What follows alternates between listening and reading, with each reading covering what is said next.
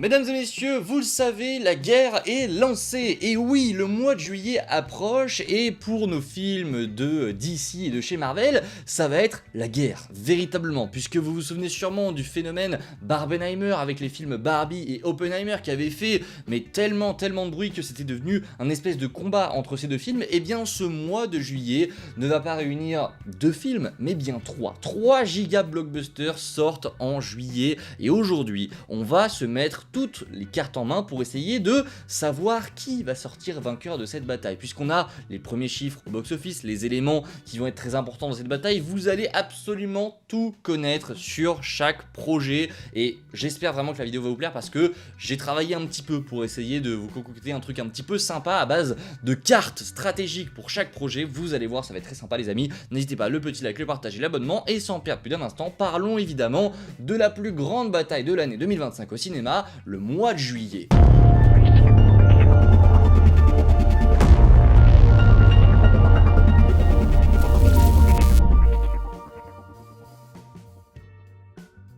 Et vous le savez, évidemment, en tant que grand fan du MCU et fan de DC, j'espère évidemment que les 4 Fantastiques va cartonner au cinéma, j'espère aussi que Superman va très bien marcher, mais on va être le plus objectif possible. Déjà, ce qu'il faut évidemment savoir, c'est qu'il y a un film qu'il ne faut absolument pas sortir de cette bataille, c'est un film qui ne sort même pas en juillet. Il sortira le 25 juin prochain, vous le découvrirez, enfin, vous le voyez juste maintenant, il s'agit du film F1 Formule 1 avec Brad Pitt, puisque oui, c'est un film à ne absolument pas sortir de la bataille. Il sortira 10 jours avant Jurassic World et bordel, il va faire du bruit. Les trailers ont été très bien reçus, ça a fait énormément de bruit sur les réseaux et puis c'est un adversaire de taille comme c'est écrit ici. Évidemment, Brad Pitt est au casting, il va faire beaucoup d'entrées, ça c'est une évidence, mais en plus de ça, le film est réalisé par le réalisateur de Top Gun Maverick. Hans Zimmer est à la musique, ça promet quelque chose d'absolument incroyable. Alors en tant que fan de Formule 1, je suis aux anges, voilà, ce mois qui arrive, ces enchaînements vont être phénoménaux, honnêtement pour moi, mais évidemment ce n'est pas le cas de tout le monde. Il faut bien préciser que les gens sont très sélectifs aujourd'hui, on l'a vu avec la fatigue des super-héros, on l'a vu avec plein de remakes live action de Disney que les gens ne vont plus voir, pareil Disney Pixar qui commence un petit peu à se casser la gueule, c'est la même chose avec les films un petit peu plus indépendants, The Creator de Gareth Edwards qui a complètement floppé au cinéma, bref les gens sont un petit peu plus sélectifs et ce qui est normal parce que il y a de la perte de confiance du côté de certains studios comme Marvel, mais également la vie coûte plus cher, donc les gens vont de moins en moins au cinéma et choisissent bien plus ce qu'ils vont aller voir. Et donc, le film Formule 1 évidemment fait partie des gros adversaires qu'il ne faut pas oublier dans la bataille du mois de juillet, puisqu'évidemment il sera en salle au mois de juillet et il va peser dans la balance selon moi. Évidemment, grosse communauté de fans à prendre en compte aussi parce que la Formule 1 c'est littéralement l'un des sports les plus suivis au monde et donc les fans attendent ce film Formule 1. Quand on voit des films comme Gran Turismo, quand on voit également des films comme Ford versus Ferrari, Le Mans 66, ça a fait énormément de bruit et les gens les ont bien plus découverts ensuite en streaming ou alors sur les plateformes de VOD et donc les gens, je pense, vont faire confiance à ce projet qui va réunir énormément d'éléments qui vont, je pense, lui donner un petit succès. Honnêtement, je vois ce film faire 500-600 millions et je vois ce film faire un petit peu d'ombre, en tout cas au début du mois pour certains projets. Parlons évidemment les amis du deuxième film qui va évidemment être le premier du mois de juillet, c'est la carte de Jurassic World Rebirth. Vous le voyez, c'est un film qu'il ne faut absolument pas prendre à la légère, il y en a beaucoup qui oublient un petit peu la licence Jurassic World, il n'y a pas que Superman et les 4 Fantastiques, Jurassic World Rebirth va avoir son mot à dire, et son mot va sûrement être très intéressant puisque vous le voyez, je vous ai mis, il n'y a aucune meilleure illustration pour vous indiquer comment est-ce que ce film va être reçu que le point box-office des derniers films Jurassic World. Vous le voyez, Jurassic Park avait tapé le milliard de dollars, Jurassic Park 2, Le Monde Perdu, avait lui fait 618 000, ce qui est une baisse assez énorme, mais c'est tout de même un film assez rentable je pense. Jurassic Park 3, du coup, lui, avait fait 368, on était clairement parti en dessous, mais quelques années plus tard, la licence était de retour avec Jurassic World, premier du nom, qui lui a tapé le milliard, 1,6 milliard, c'est énorme. Jurassic World 2, Fallen Kingdom, Kingdom qui lui a fait 1,3 milliard, c'est une folie, et le dernier en date, Jurassic World Dominion, a fait 1 milliard de dollars. Donc ce qu'il faut retenir, c'est que sur ces dernières années, tous les films Jurassic World ont tapé le milliard de dollars. Et là le prochain arrive, alors il y a une séparation quand même entre Dominion et Rebirth, on est sur un nouvel élan pour la saga, on n'a plus Chris Pratt etc, c'est un espèce de redémarrage, de soft reboot, mais on ne vient pas des années après. Donc je ne pense pas que le retour va être aussi cassant que le retour de Jurassic World à l'époque. Là je pense vraiment qu'on va redémarrer et que évidemment les fans seront au rendez-vous, parce que les fans de Jurassic World sont présents, ils ne font pas autant de bruit que les fans de Marvel et DC, mais pourtant eux ils y iront en salle, donc je suis convaincu que Jurassic World Rebirth va très bien marcher au box-office. On a juste à regarder le point box-office des derniers films pour se rendre compte que oui. Alors il y a un facteur qui est à prendre en compte avec ce projet, c'est qu'évidemment Jurassic World Dominion a extrêmement déçu les fans, on le voit, il a vraiment beaucoup baissé, et donc il y a toujours cette théorie qui nous dit que fais un film mauvais et le suivant en paiera le prix. C'est ce qui s'est passé de très nombreuses fois avec Marvel. Et donc est-ce que du coup Rebirth va payer la chute de qualité de Dominion? Je n'en sais rien, mais en tout cas, à mon avis, je ne pense pas. Je ne pense pas parce que Dominion met fin quand même à toute cette saga et Rebirth c'est un espèce de redémarrage. Donc je le vois mal subir les conséquences de Dominion, sachant que les gens ont conscience quand même que c'est un redémarrage, ont conscience que Gareth Edwards est derrière la caméra. Non, je pense que les gens seront au rendez-vous. Alors, est-ce qu'il va taper le milliard? J'en sais rien. Je pense plutôt qu'il va s'approcher des 800 millions au box-office. Mais attention. Attention, deux éléments à prendre en compte avant évidemment de rentrer dans le nerf de la guerre, avant de rentrer dans ce qui nous intéresse le plus de notre côté, même si évidemment le film F1, le film Jurassic World, Superman et 4 Fantastiques, c'est évidemment un enchaînement légendaire pour moi. Vous pouvez être sûr que je serai dans la salle Day One, peut-être même avant pour les 4, ça va être génial. Mais du coup, la carte de Superman, elle est là, évidemment il fallait qu'on la fasse, et il y a beaucoup de choses à dire également sur Superman. Vous le voyez, le point box-office est intéressant aussi, Aquaman 2, Blue Beetle et The Flash sont les 3 films d'ici qui sont sortis en 2023, et comment vous dire, je pense que les chiffres parlent d'eux-mêmes. Voilà, 439 millions de dollars au box-office pour Aquaman 2, c'est très moyen. Blue Beetle, 130 millions de dollars, c'est catastrophique. Et The Flash, comment qualifier The Flash? Honnêtement, c'est une catastrophe industrielle. Il n'y a pas plus, enfin vraiment, il n'y a pas de meilleur mot pour le décrire, pardon. C'est vraiment une catastrophe. The Flash, je ne me remets pas, déjà parce que le film était nul à chier, on va pas se mentir, mais en plus de ça parce que les chiffres pour un film Flash, c'est quand même un héros super populaire, c'est l'un des héros principaux de la Justice League,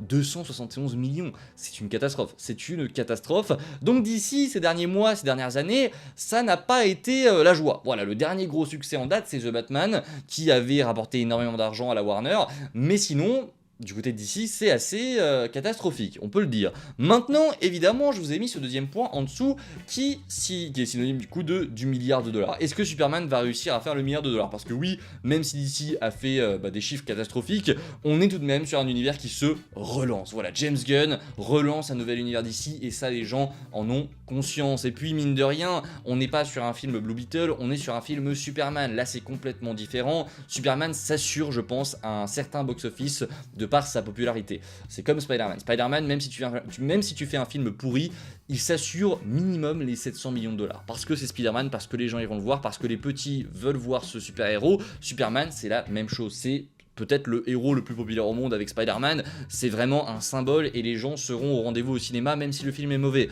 Il va un minimum marcher, c'est une évidence. Donc ouais, le milliard de dollars, je vous le dis, il est envisageable avec ce troisième point en plus.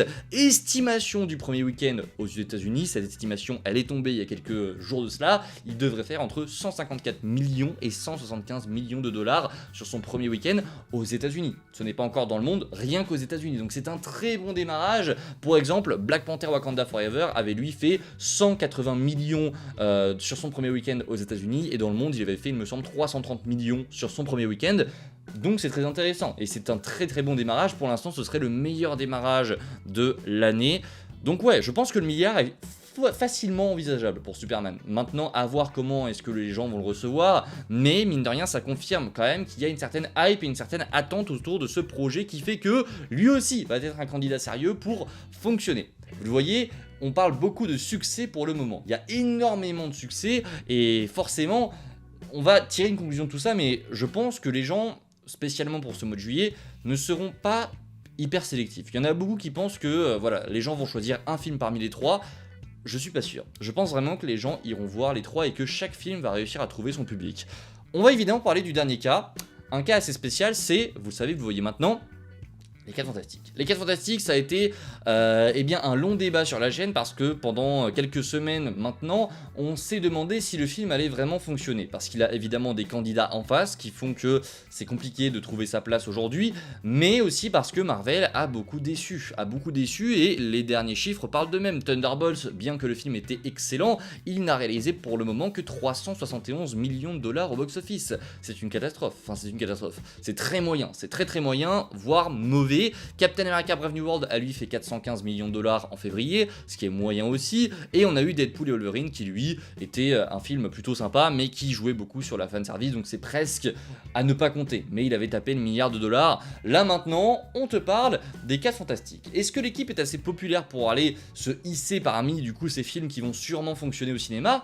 Eh bien on a eu un premier élément de réponse, puisque moi j'étais vraiment dans le flou, je vous le dis, j'étais vraiment dans le flou, mais vous le voyez, on a eu eh bien les billets qui se sont mis en vente et les résultats sont très encourageants. En effet, les sites des États-Unis, enfin il y a beaucoup de sites aux États-Unis dont AMC Theaters, Fandango et il y en avait un autre, qui se sont retrouvés en crash. Les sites étaient down puisque les gens ont énormément commandé de billets pour les 4 Fantastiques à tel point que les sites internet aux États-Unis se sont retrouvés complètement down et c'est un élément assez intéressant. Et on en a également un deuxième puisque Fandango a déclaré que le film des 4 Fantastiques a vendu plus de billets en 24 heures de prévente que n'importe quel autre film en 2025 jusqu'à présent. Ce qui est un indicateur assez énorme. Et donc selon les experts au box-office, le film pour l'instant serait estimé pour faire au moins 700 millions de dollars au box-office avec ce qu'ils ont vu, avec les chiffres des préventes en 24 heures. Ce qui est quand même assez intéressant parce que je ne voyais... Alors, j'étais pas sûr du succès des 4 Fantastiques, je suis très content maintenant parce qu'honnêtement c'est celui que j'attends le plus, mais j'étais vraiment pas sûr du tout. On n'est pas encore sûr, ça peut être une catastrophe, on n'en sait rien, mais pour le moment, pour ceux qui doutaient encore un petit peu, lui aussi devrait bel et bien être dans la course. Et n'oublions pas aussi, j'ai nommé cette catégorie la carte magique, puisqu'évidemment Marvel détient une carte que très peu de studios détiennent. Le film F1 n'a pas cette carte, le film Jurassic World n'a pas cette carte, et Superman n'a pas cette carte. Cette carte, elle s'appelle, vous le voyez tout en bas, Doctor Doom. Doctor Doom est évidemment une carte à prendre en compte. Parce que pour moi, au moment où les gens apprendront que Doom est dans ce projet, parce qu'il y est, il n'y a plus de mystère, on est sûr et certain qu'il sera dans la scène post-crédit, pour moi, au moment où les gens l'apprendront, ça va changer énormément de choses. Et je pense que Robert Downey Jr. est une figure qui peut rapporter énormément d'argent à ce film.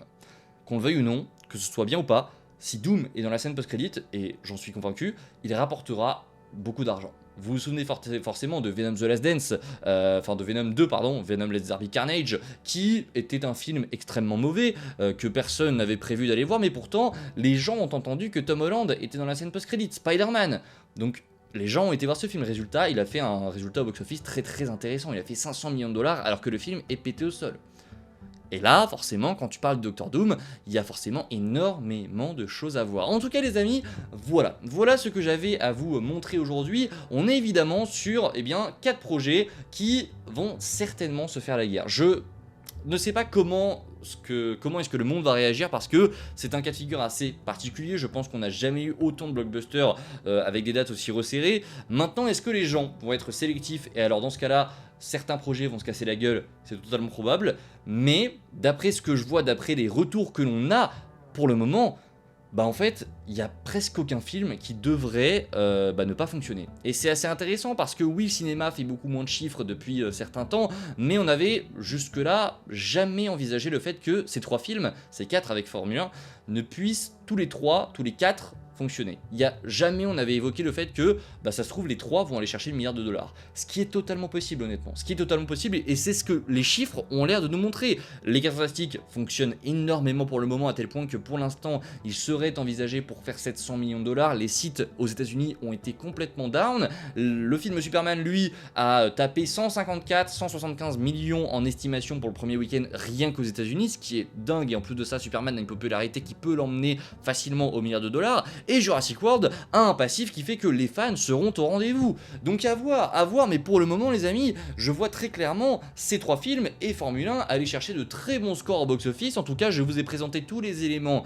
qui pour moi étaient nécessaires pour vraiment comprendre ce qui arrive. Vous me direz en commentaire ce que vous en avez pensé et on se retrouve très vite pour de prochaines vidéos les amis. Prenez soin de vous, ciao tout le monde.